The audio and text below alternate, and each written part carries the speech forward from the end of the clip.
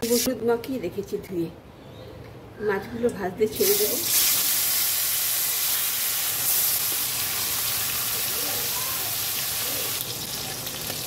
মাছগুলি দুটো টমেটো, একটা লঙ্কা,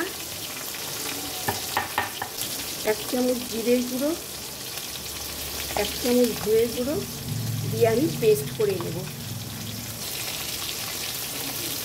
মাছটা আমি দিতে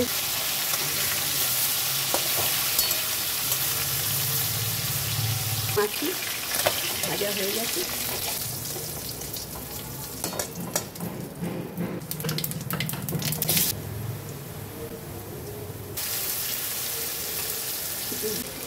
এবার মশলাটাকে কষাবো।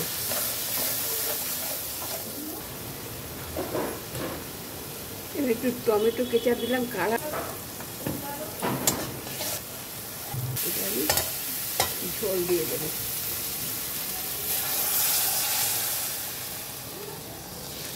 এটা ফুটে উঠেছে, মাছগুলো দিয়ে দিচ্ছি।